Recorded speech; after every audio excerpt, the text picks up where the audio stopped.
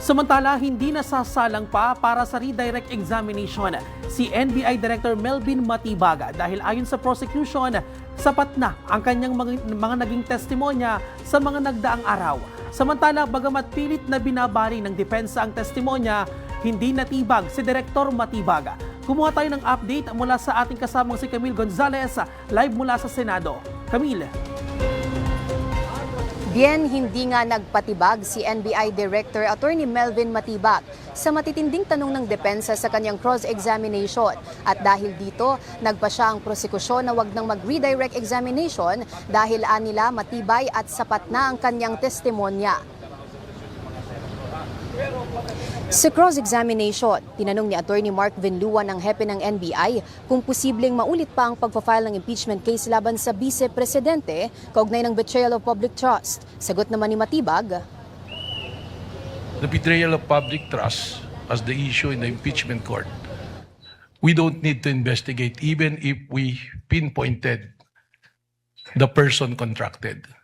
Because the point being is, the betrayal of public trust was already been consummated when she publicly admitted, there is already an admission that she contracted a killer, a mamamatay tao or assassin, to kill the president.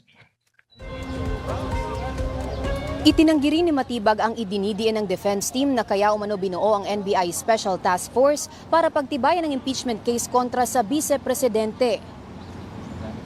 So are you conducting the ongoing investigation to substantiate this current impeachment case?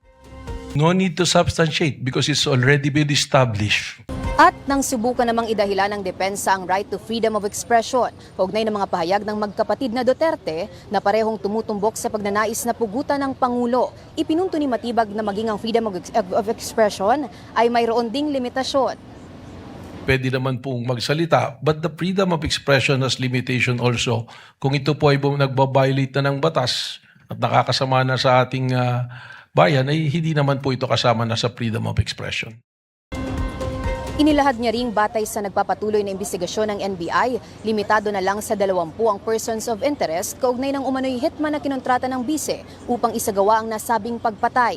At ito aniya ay mula sa ulat ng kanilang mga informant o human intel. Tinangkaring baliin ng depensa ang isyu ukol sa imbestigasyon sa mga banta sa buhay ng bise. Ngunit nilinaw ni Matibag na paulit-ulit silang nagpadala ng sabpina, ngunit hindi ito sumipot tulad ng hindi pagdalo nito sa clarificatory hearings ng House Committee on Justice. Ipinaliwanag din ni Matibag na bago nila konsiderahin ang affidavit ni Arturo Las Cañas kaugnay ng kanilang open source investigation sa patterns of violence ng bise ay sumailalim ito sa isang verification process. Bien, sa ikasyam na araw nga ng impeachment trial, na isara na ng prosekusyon ang kanilang paglalatag sa Article 4 grave threats. Sa susunod na Miyerkules, sisimulan ng talakayin ang Article 1 of impeachment tungkol naman sa maling paggamit ng confidential funds ng Vice Presidente. Para sa totoong balita sa Bagong Pilipinas, Camille Gonzalez, Congress News. Ako po si Bien Manalo. Para maging updated, manatiling nakatutok sa Congress TV, Congress TV Digital at sa iba pa naming social media pages.